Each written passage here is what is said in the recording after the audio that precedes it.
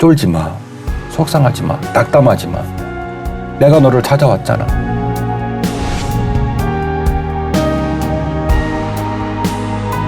주님!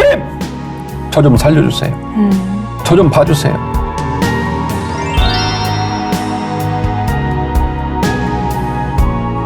자기의 있는 자리에서 그냥 주님을 따라갑니다.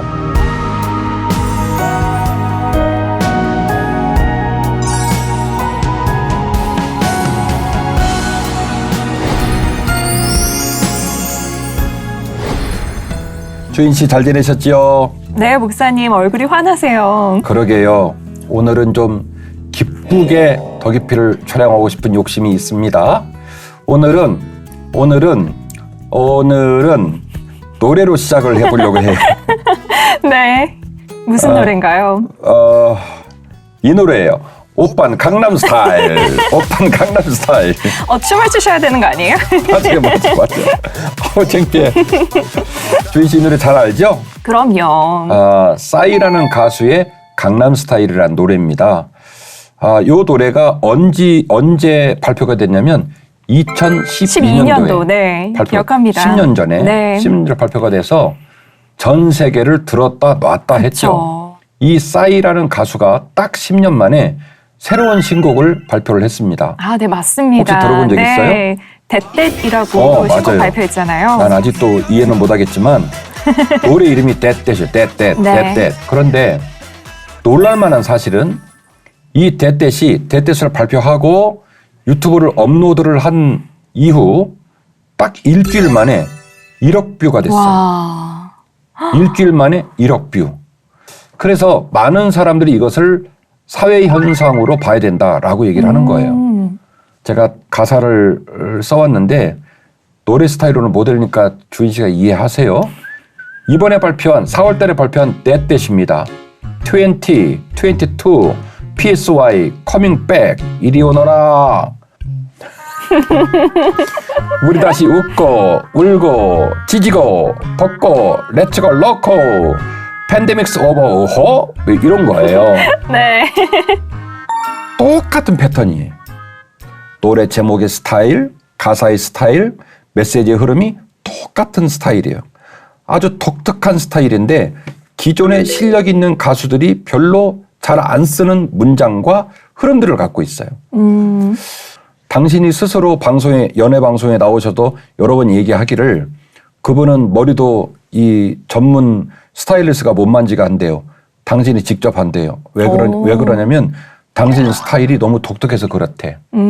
그래서 어쨌든 이 싸이라는 가수가 얘기하는 거 뭐냐면 나는 나만의 스타일이 있고 나만의 스타일로 갈 거다.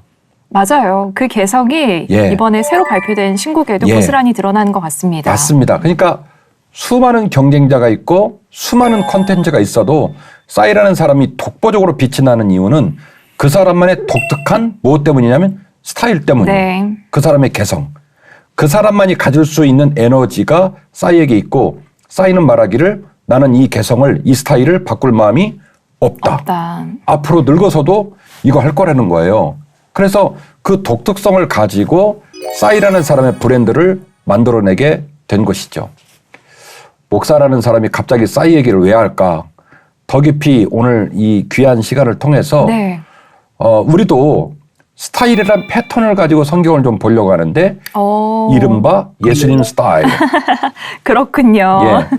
가만히 성경을 연구해 보니까 우리 예수님도 예수님만의 독특성, 예수님만의 스타일, 예수님만의 개성이 있더라는 거예요. 분명히 있었죠. 그러니까 예수님의 독특성과 예수님의 개성을 잘 알면 우리가 예수님을 만날 가능성이 더 높아져요.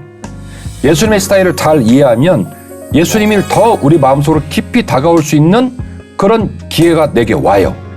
그래서 오늘 지금 흥분해 있는데 싸이 가수 거는 잘 몰라도 상관없지만 지금 말하는 예수님 스타일은 잘 아셔야 돼요. 목사님께서 더 깊이에서 어떻게 풀어주실지 매우 기대가 됩니다. 그러니까 말이에요. 그래서 어쨌든 예수님의 개성, 예수님의 특별한 은사, 예수님만의 컬러, 그 예수님의 스타일을 우리가 잘 알고 나면 예수님에 대한 이해도가 높아집니다. 그리고 예수님께서 충분히 나를 사랑하시고 내게 다가오시겠구나라는 확신이 생겨요.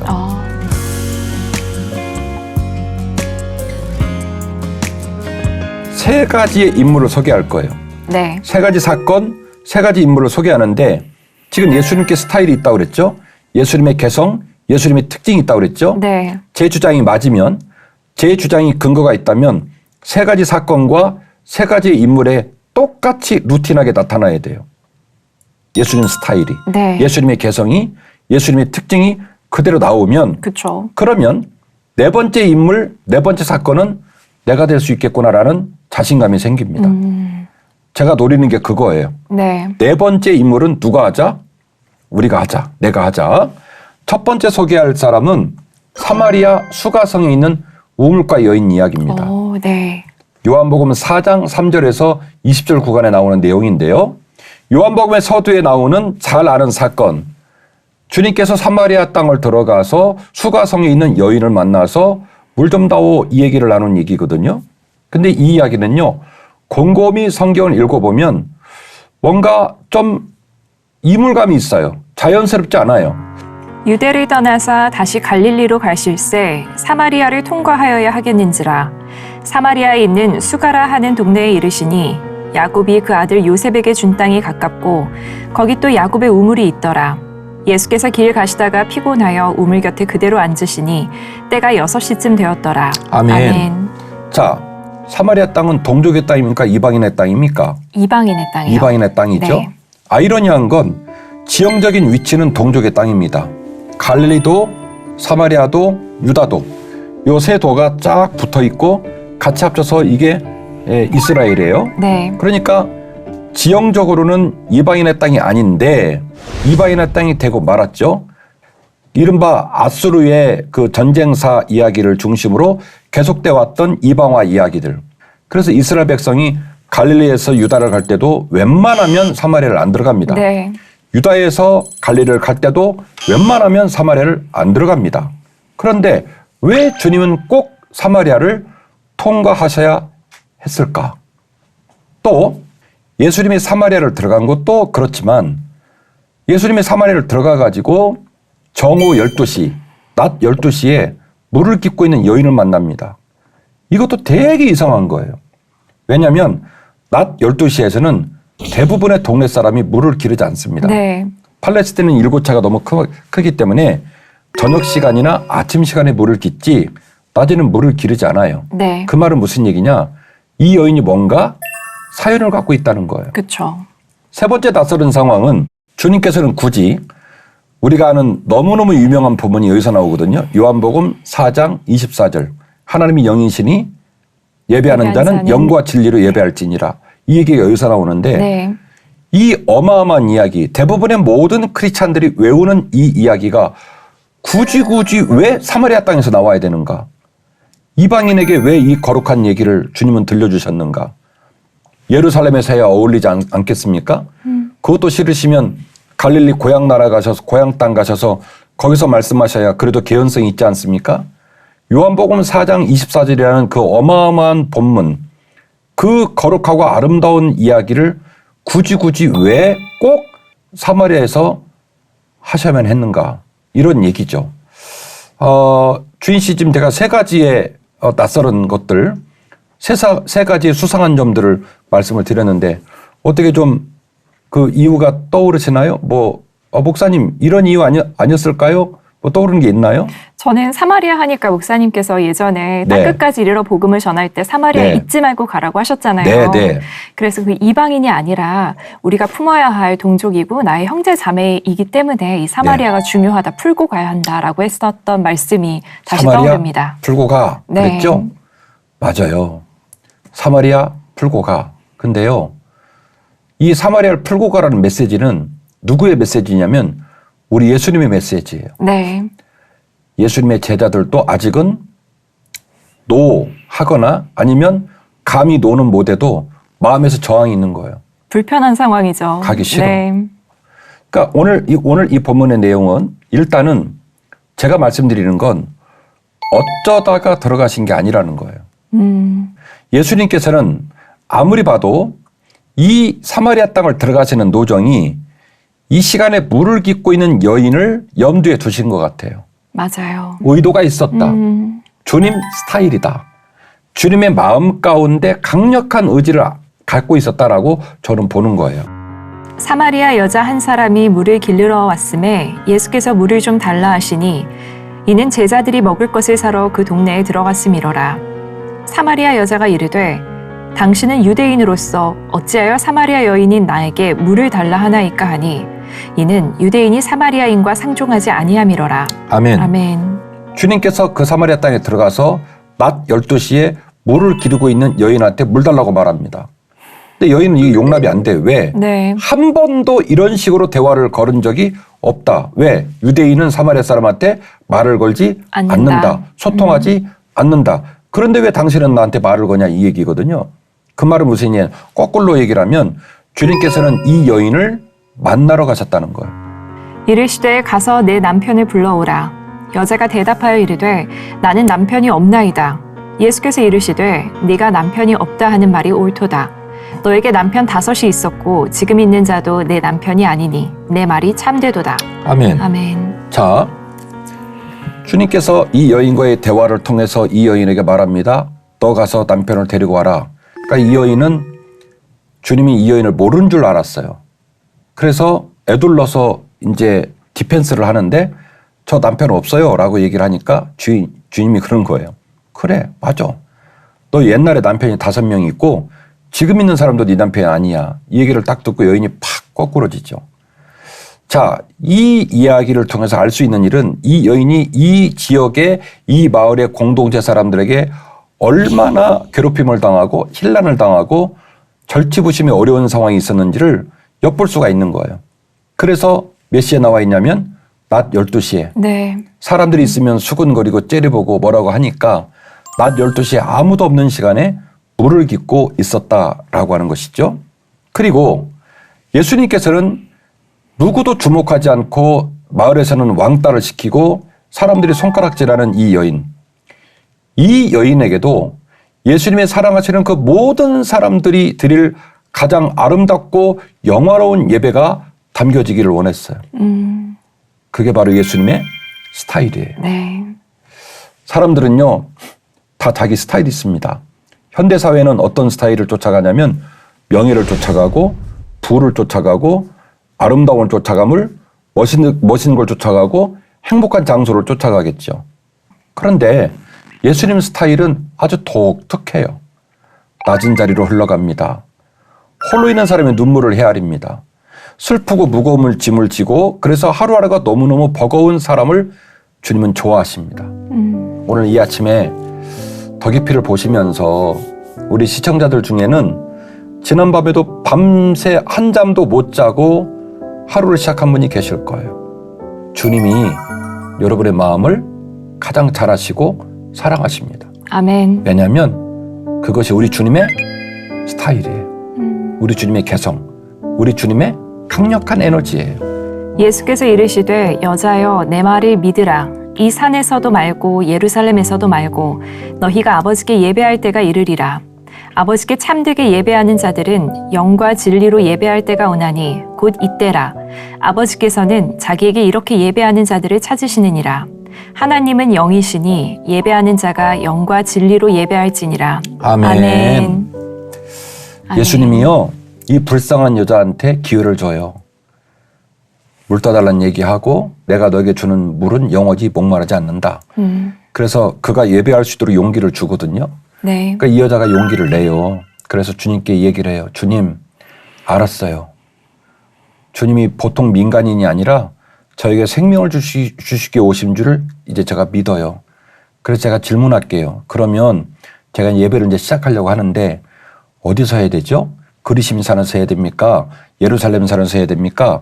라고 묻자 주님이 말씀하시기를 아니, 그리심이 중요한 게 아니야. 따라 예루살렘이 중요한 게 아니라 하나님께 예배하는 자는 하나님이 영이시기 때문에 영과 진리로 예배하면 된단다. 아멘. 무슨 얘기냐면 쫄지 마.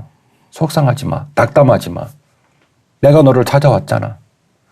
사람들이 너를 비난하고 사람들이 너를 안 좋아해도 하나님은 너를 좋아하시니 네 있는 땅에서 어디가 됐든 하나님이 영이시기 때문에 영과 진리로 예배해. 아멘. 그러니까 어떻게 보면 가장 믿음이 좋은 자에게 주실 것 같은 선물을 누구한테 줬냐면 버려진 땅 이방 땅에서 그 땅에서 또 버린 사람. 그러니까 주님은 내려가도 바닥까지 내려간 거예요. 그리고 그 내려간 그 바닥에서 가장 영화롭고 존귀한 하나님의 예배를 그 여인에게 요구한 거예요. 정말 예수님의 사랑은 아무도 찾아가지 않고 아무도 관심을 갖지 않는 사람에게도 있다. 그리고 내가 막 좋은 일하고 사랑스럽기 때문에 사랑하는 게 아니라 전혀 사랑스럽지 않은 순간에도 동일하게 사랑해 주신다는 게 사실 지금도 헤아리기 많이 힘든 부분인 것 같습니다. 정말로 저도 똑같은 걸 느끼거든요. 그러니까 사마리아를 더 깊이 들여다보면 우리가 살다가 너무너무 힘들고 어려울 때 이 말씀을 반드시 읽어야 돼요. 하루를 견디기가 힘들 때 이 말씀을 읽어야 돼요. 내가 오늘 저 아이를 살릴 거야. 와. 이게 주님의 마음이에요.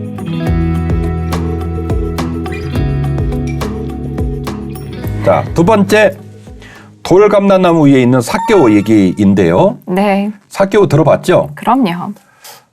삭개오 이야기는 여리고의 이야기인데 그 여리고에서 주님께서 삭개오를 만납니다. 제가 지금 계속 시비를 거는 건 본문의 내용이 썩 자연스럽지 않다. 의구심이 있다. 낯설다 이 얘기예요. 아까도 낯설다고 그랬죠? 네. 여기도 똑같아요. 자, 주님이 여리고에 가서 복음을 증거하십니다. 그런데 삭개오라는 아저씨가 뽕나무 위에 올라갔대요. 구역 성경은 뽕나무, 그리고 개역개정판은 바꿔놨어요. 바로 잡아놨어요. 돌 무화과나무. 무화과나무. 네. 왜냐? 우리는 뽕나무 하면 오디를 생각을 해. 그래서 얼마든지 구역 성경의 이제 해석도 맞는 말이지만 오해할 수 있기 때문에 한글 개역개정판은 정확하게 돌 무화과나무로 바꿔놨습니다. 어쨌든 삭개오가 이 위에 올라와 있는 거예요. 그러면 주님은 주인 씨 입장이 주님이 입장 됐다고 치면 수많은 사람이 보고 있어요. 그 수많은 사람이 진짜 싫어하는 게 세리예요. 근데 삭개오는 세리가 아니라 세리 중에 장이에요. 돈을 얼마나 좋아했는지 민족을 배신하고 세리를 했을 뿐만이 아니라 세리 중에서도 열심히 특심하여 뭐가 됐냐면 세리의 장이 된 거예요. 그 사람이 돌 무화과나무에 있습니다. 주인 씨는 아는 체를 하실래요? 안 할래요? 안 할 것 같아요. 저도. 괜히 아는 체 했다가는 긁어 부스럼 되는 거예요. 수많은 사람이 쳐다보고 있는데 그런데 주님은 굳이 아는 체를 합니다. 이게 낯설어요. 이게 이상해요. 왜 그랬을까? 그날따라 우울하셨나? 그날따라 삭개오가 주님한테 거금을 줬나? 도대체 왜 주님은 누가 봐도 절대로 아는 체를 하지 말아야 될 삭개오에게 아는 체를 하셨을까? 삭개오는 굳이 왜 돌 무화과나무에 있었는가 하는 문제예요. 무화과나무에 올라가면 얼마나 그 모양이 이상합니까? 근데 삭개오는 왜 돌 무화과나무에 있었을까? 그 사람의 삶이 컬컬했다는 거예요. 명품으로 그냥 온몸에 치장을 해놔도 그래도 마음이 채워지지 않고 자기가 그렇게 원했던 돈을 가졌어도 마음이 행복하지 않고 그래서 많은 사람이 수근수근거리고 있음에도 불구하고 돌 무화과나무 위에 올라가서 물끄러미 주님을 바라보고 있었습니다. 왜 삭개오는 목숨 같은 물질을 버려야 했는가? 이것도 되게 의구심이에요. 낯설어요. 왜? 돈이 최고인 사람이었거든. 근데 오늘 본문의 말씀을 통해 삭개오가 어떤 결정을 내리냐면 그 물질을 버립니다. 놀랍죠? 그래서 이제 요 포인트를 가지고 삭개오 얘기를 좀 볼 필요가 있다라는 내용이에요. 자, 제 주장은 이렇습니다. 주님은 이미 삭개오의 마음을 알고 계셨다는 거예요. 삭개오를 터치하면 무리가 납니다. 사람들이 싫어합니다. 수근거립니다. 이로 말미암아 비난을 받을 수 있습니다만 앞서 제가 사마리아 땅의 수가성의 여인 이야기를 했던 것과 똑같은 패턴. 그렇구나. 이미 주님은 삭개오의 마음을 헤아리고 있었다는 거예요. 그러니까 그 아들이 간절하게 갈급했다는 것을 아셨다는 거잖아요. 맞아요. 한번 읽어주실래요?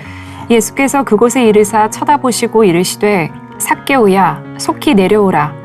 내가 오늘 내 집에 유하여야 하겠다 하시니 급히 내려와 즐거워하며 영접하거늘 무 사람이 보고 수군거려 이르되 저가 죄인의 집에 유하러 들어갔도다 하더라. 예, 아멘. 아주 대조적인 얘기인데요. 네. 주님께서 이런 거죠.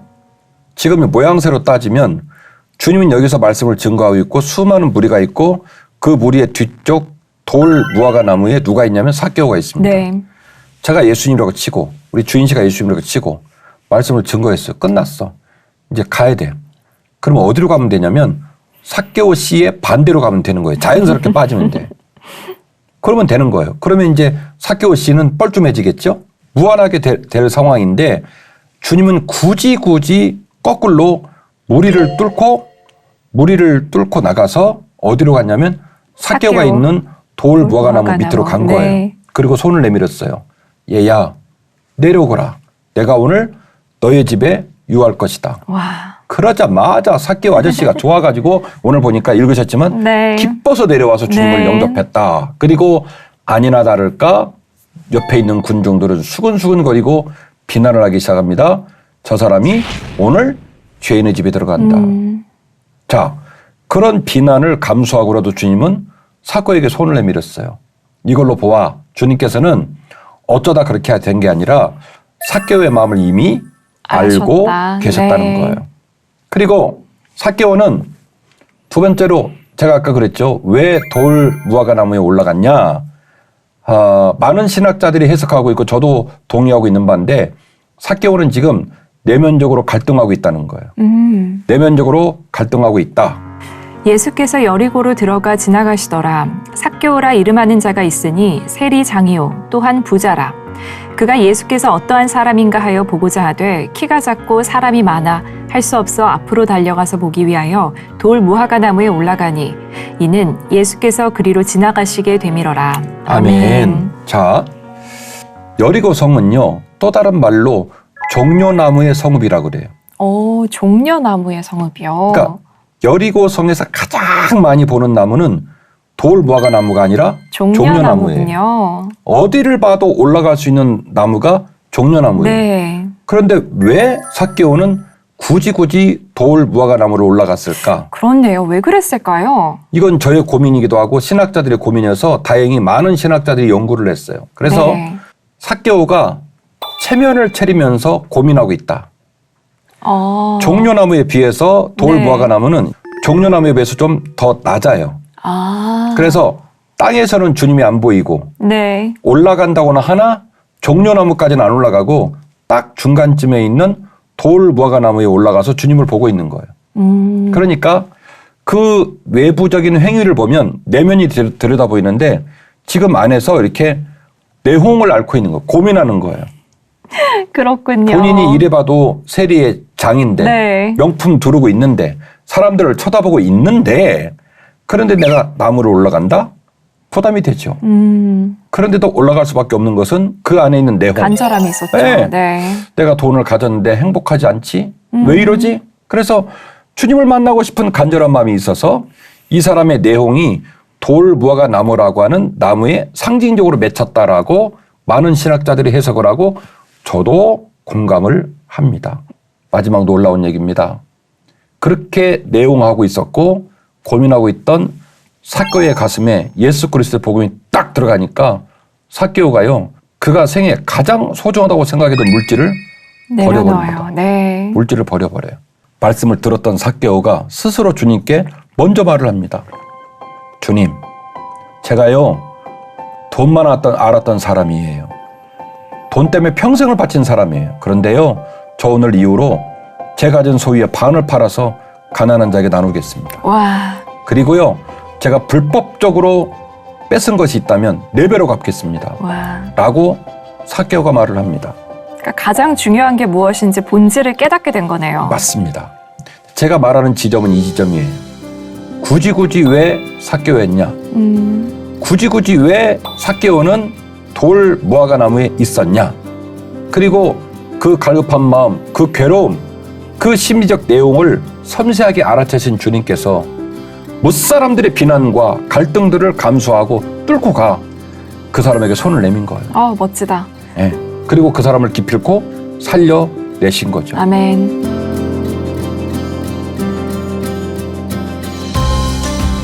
마지막 세 번째 사람입니다. 마가복음 10장 46절에서 52절 구간에 있는 내용인데요. 바로 누구 얘기냐면 바디메오 얘기입니다. 바디메오요? 바디메오. 좀 낯설어요. 목사님. 아버지는 디메오, 아들은 바디메오인데 이 바디메오 얘기도 여리고에서 일어난 얘기인데요. 네. 이 여리고를 먼저 좀 얘기를 해드리려고 합니다. 예루살렘이 높이 돼 있죠? 네. 그리고 저 밑에 사해에 거의 가까운 곳에 여리고가 있죠? 네. 예루살렘 성은 약한 이제 고도의 차이가 좀 있지만 거의 800m 가깝게 됩니다. 그리고 해수면이 저 왼쪽에 지중해 해수면이 있죠? 네. 사해가 죽은 바다가 되는 이유는 물이 증발돼 가지고 해수면보다 낮아서 그러잖아요. 근데 여리고가 사해 입구 쪽에 있어요. 그래서 맞아요. 네. 여리고는 해수면보다 훨씬 낮아요. 여리고는 자주 찾을 수 있는 지역이 아니에요. 너무 고도차가 많고 그 길이 험해요. 그래서 주님이 지금 여리고 성에 들어온 건 맞지만 언제 주님이 또다시 여리고 성에 오게 될지 모르겠습니다. 그런 주님의 방문에서 일어난 사건이 이른바 바디메오 사건이 되겠습니다. 자, 제가 낯설다라는 표현을 다시 쓰죠. 네. 사마리아에서도 낯설은 정황이 많이 보여진다. 맞습니다. 삭개오 만난 사건도 낯설은 정황이 많이 보여진다. 네. 자, 오늘 바디메오를 만난 사건도 낯설은 정황이 많이 보여집니다. 첫 번째는 주님은 왜 어렵게 찾은 여리고에서 굳이 바디메오로 일을 하시는가? 바디메오는요, 성경이 정확하게 뭐라고 써놨냐면 거지였다라고 말을 했어요. 어렸을 때부터 시각장애인이라 그는 그의 직업이 뭐였냐면 거지였다는 거예요. 두 번째로 아주 특이한 행동을 합니다. 대중들이 바디메오를 제지하거든요. 그런데 그것을 극복해요. 예수님 시절에 그 초대교회 시절에 거지가 대중들에게 저항한다? 있을 수 있나요? 절대 없죠. 마저 죽어요. 네. 마저 죽습니다. 거지는 거지예요. 애들 쓰는 말로 눈 깔고 입 다물고 있어야 돼요. 대중들이 막 뭐라고 하거든요. 근데요, 바디메오가 저항을 합니다. 이것도 되게 낯설어요. 세 번째로 바디메오는 주님을 만나서 그의 질병을 나은 이후 매우 특이한 패턴을 보여주게 되는데 자기의 있는 자리에서 그냥 주님을 따라갑니다. 눈을 떴으면 네. 그렇게 평생 보고 싶었던 엄마와 아빠한테 가야지. 그쵸. 그 그러네요. 땅에서 거지로 비참하게 살았으니 인생 고쳐가지고 여부란 듯이 거기서 뭔가 보여줘야지. 근데요, 겉옷 집어던지고 그냥 주님을 따라가요. 와. 되게 낯설고 이물감이 좀 있습니다. 네, 익숙하지 않은 상황이네요. 익숙하지 않죠. 네. 그래서 저는 말합니다. 역시 바디메오 사건도 예수님 스타일이다. 그들이 여리고에 이르렀더니 예수께서 제자들과 허다한 무리와 함께 여리고에서 나가실 때에 디메오의 아들인 맹인 거지 바디메오가 길가에 앉았다가 예수께서 머물러 서서 그를 부르라 하시니 그들이 그 맹인을 부르며 이르되 안심하고 일어나라 그가 너를 부르신다 하매 맹인이 겉옷을 내버리고 뛰어 일어나 예수께 나아오거늘. 예, 아멘. 잘 읽어주셨어요. 참 놀라운 얘기인데요. 예수님께서 이 여리고성을 딱 들어갔을 때 그냥 들어간 게 아니라 허다한 무리와 함께 들어갔다고 그랬어요. 네. 그러니까 바디메오를 눈치챌 수 없을 정도로 많은 사람이 예수님을 에워싸고 있어요. 그렇게 하고 가요. 시각장애인 바디온 입장에서는 예수님 보이지도 않아요. 소리만 들려. 네. 예수님이 왔대. 사람들 막 발자국 소리가 많이 들려요. 그러니까 생각하는 거예요. 여기서 말해봐야 안 들리겠다. 내가 여기서 예수님 만나려고 해봐야 그분 나 안 쳐다보겠다 싶은 상황이거든요. 그런데 바디메오가 가만히 있질 않아요. 나사렛 예수여 나를 불쌍히 여기소서. 와. 소리를 지릅니다. 그리고 그렇게 예수에게 소리를 지르는 모습을 보고 예수께서 기회를 줘요. 그를 내게 데려오라. 그렇게 얘기를 하니까 사람들이 드디어 바디메오와 예수님의 만남을 허락을 하게 되는 과정이 벌어지게 되거든요. 주인 씨 읽어준 본문의 끝에 보면 뭐라고 하냐면 그가 겉옷을 집어던지고 나왔다고 그랬어요. 팔레스틴 지방의 이 겉옷이라는 것은요. 목숨을 지킬 수 있는 마지막 보루예요. 왜?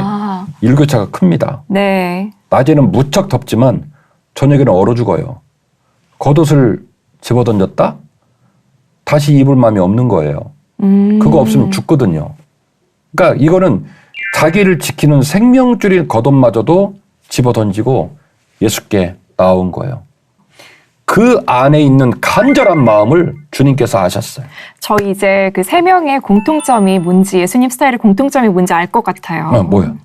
예수님께서는 모두 다 엄청 간절하게 예수님을 찾는 자에게 찾아가셨어요. 아우, 진짜. 말씀이 딱 그 말씀이 있잖아요. 나를 간절히 찾는 자가 나를 찾을 것이요. 그 말씀이 바로 예수님의 삶을 통해 구현된 것 같아요. 아멘. 아멘. 아멘. 아, 진짜 눈치 빨러. 자, 그리고 바디메오가 이제 거지인 신분을 가지고 예수님께 막 달려들었다고 말씀드렸죠. 네. 그것 또한 낯설다고 그랬죠. 왜 그랬을까? 바디메오 입장에서는 자신 안에 있는 믿음 때문이었어요. 내가 핍박을 당하고 돌에 맞는 한이 있다 할지라도 저분만 붙들면 나는 산다. 네. 그 믿음이 그 낯설은 행동을 가능하게 했던 거예요. 나사렛 예수시란 말을 듣고 소리질러 이르되 다윗의 자손 예수여 나를 불쌍히 여기소서 하거늘 많은 사람이 꾸짖어 잠잠하라 하되 그가 더욱 크게 소리질러 이르되 다윗의 자손이여 나를 불쌍히 여기소서 하는지라. 아멘. 아멘. 우리 주인 씨는 아나운서라 너무 그 격조 있게 읽었어. 그러니까 이건 이렇게 읽어야 돼. 다윗의 자손 예수여 나를 기억하소서.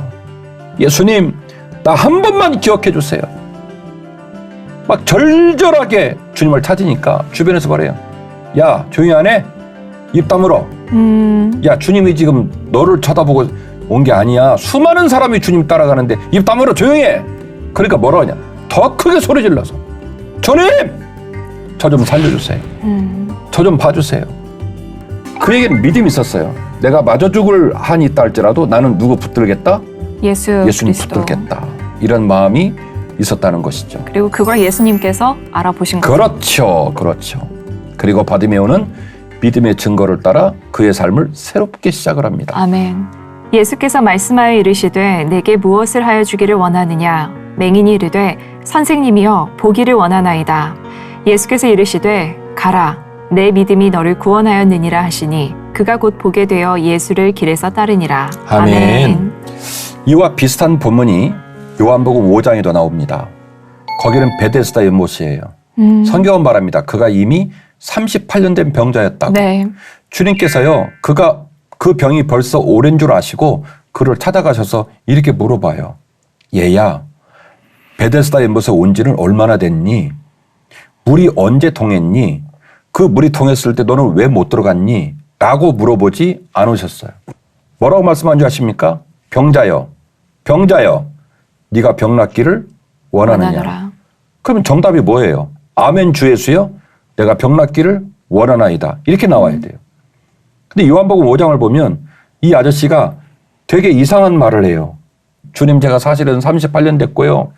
2달 반 전에 물이 통했는데요. 제가 그때 거의 들어가려고 했거든요.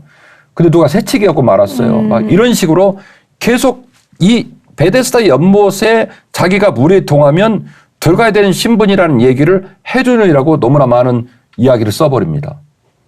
근데 주님 그거 안 물어봤거든요. 정답이 뭐예요? 아멘 주 예수여. 제가 병 낫기를 원하나이다. 이렇게 아멘. 나와야 되는 거죠. 그럼에도 불구하고 38년 된 병자를 고쳐주십니다. 제가 볼 때는 요한복음 5장 사건은 100점 사건 아니에요. 근데 말이죠. 오늘 마가복음 10장에 나오는 바디메오 사건은 100점 아니 1000점짜리 사건입니다. 그 즉시 바디메오가 눈을 뜬 거예요. 그 유명한 바디메오 사건 눈을 뜬 거예요. 그리고 주님이 놀라운 얘기를 해줍니다. 얘야 너의 믿음이 너의 병을 고쳤다. 배경으로 보나 그 옆에 있는 모든 사람들의 에너지의 흐름으로 보나 그 행동은 낯설은 행동이에요. 자연스럽지 않아요. 근데 그 자연스럽지 않은 행동이 가능했던 건 뭐냐면 그 모든 거를 저항하면서 당신의 뜻을 펼치시는 누구? 예수 그리스도의 스타일, 예수님의 독특성, 예수님의 성품, 예수님의 개성. 저는 말하는 거예요. 예수님 스타일. 반드시 주님은 우리를 찾아오신다. 아멘.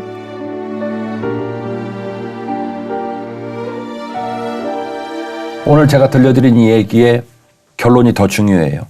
셋 다 자신들의 삶을 뒤집어서 세기를 떠났습니다.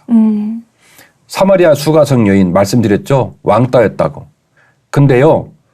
요한복음 4장 24절 말씀을 듣고 나서 이 여인이 어떻게 하냐 하십니까? 마을로 들어가서 주 예수의 복음을 증거합니다. 맞습니다. 네. 대단하죠. 삭개오 아까 얘기했죠. 재산 반 팔아가지고 가난한 자 나눠주고요. 불의하게 거둔 것 4배로 갚겠다고 고백하며 인생을 뒤집어 버립니다. 바디메오 방금 말씀드린 대로 겉옷 집어던지고요. 그날로 주님을 따릅니다. 아멘. 인간의 눈으로는 주목할 수 없는 사람들입니다. 인간의 판단으로는 실패한 사람입니다. 누구도 관심 갖지 않을 사람들인데 그 사람들이 인생을 뒤집을 수 있었던 이유는 뭐냐면 그 사람들 때문이 아니라 누구 때문이냐면 예수님 때문이에요. 이 귀한 말씀을 나누어 가진 시청자들께서 힘을 내시기 바랍니다. 아멘. 살기가 좀 힘드신 줄 알아요. 어떨 때는 저도 그럴 일이 있지만 괴로워서 밤새 잠을 못 잘 때도 있어요. 아마도 속상한 마음으로 이 방송을 보신 시청자가 계시다면 주님께서 오늘 여러분의 마음을 아시고 여러분의 집과 여러분의 사업장을 찾아가실 줄 믿습니다. 아멘. 나를 간절히 찾는 자는 나를 찾을 것이요 또 나를 사랑하는 자는 나의 사랑을 입을 것이라 라고 말씀을 하셨잖아요. 네. 근데 정말 하나님을 간절하게 찾는 자를 하나님은 절대 버리지 않으시고 찾아가신다. 이 말에 큰 위로를 받았고요. 바디메오가 그랬잖아요. 바디메오가 도적하는 원수가 자기에게서 도적질하고 죽이고 멸망시켰던 것을 읊은 게 아니라 원수가 한 일을 고백한 게 아니라 그저 하나님께 원하는 것을 요구를 했고 그리고 믿음대로 구원을 받았잖아요. 그렇지. 그래서 저도 내가 나의 신세를 한탄한다든지 원수가 한 짓을 이렇게 반복하고 재생하는 것이 아니라 그냥 하나님 앞에 내가 원하는 것을 고백하고 자녀로서 그리고 간절히 찾는 것을 구하고 또 받으면 되겠구나. 이건 그냥 받을 수 있는 거니까요. 그럼. 그래서 그런 자녀로서의 권리를 내가 누리면서 예수님의 스타일을 삶에 피워보면 참 좋겠다. 그런 생각을 했습니다. 그래요. 고마워요. 주님과 함께 새 길을 열어가고 새 인생을 열어가는 우리 모두가 되었으면 좋겠습니다. 오늘 함께 해주셔서 감사합니다. 감사합니다. 다음 주에 기쁘게 만나요. 네. 고맙습니다.